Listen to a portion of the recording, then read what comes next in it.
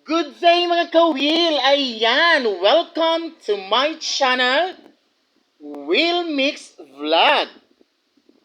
Sa mga baguhan sa ating channel, ayan, pa-like, share, and subscribe po.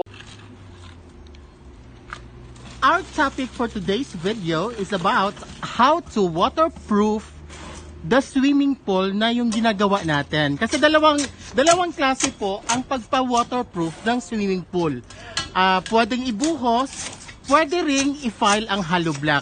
Pero ako, pagka ako ang pinapagawa ng swimming pool, I prefer to use buhos. So ito yung pamamaraan ng pagbuhos, hindi pagpipila ng hollow blocks. Kasi I believe na waterproofing is some kind of walang tatagas na tubig sa swimming pool. Kapag ma-backjob yan, napakahirap kasi uulitin mo lahat. So see to it na kapag ka nagwa-waterproof ka ng swimming pool na ginagawa nyo, ayan, kailangan talaga pulido ang pagka-mix ng ating simento, buhangin, at iba pa. Kasi meron tayong mga ginagamit na hindi na natin sasabihin kasi kanya-kanya kasi ang pamamaraan ng pagka-waterproof. Kasi kailangan talaga may gagamitin na bagay na talagang hindi tatagas ang ating swimming pool. So ayan guys,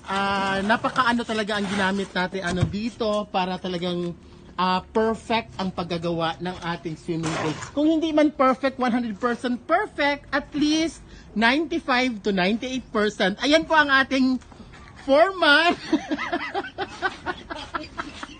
Mutago di ay. Ayaw tago kaya ano sa Japan. Yes. Japan YouTube gamit. Maulaw tayo. Sa paggawa ng swimming pool guys, isa sa mga bagay na kailangan meron tayo ay ang tinatawag na wall swimming pool or walling. Ayan. So sa swimming pool natin, ayan, as you can see guys, ito yung ating swimming pool.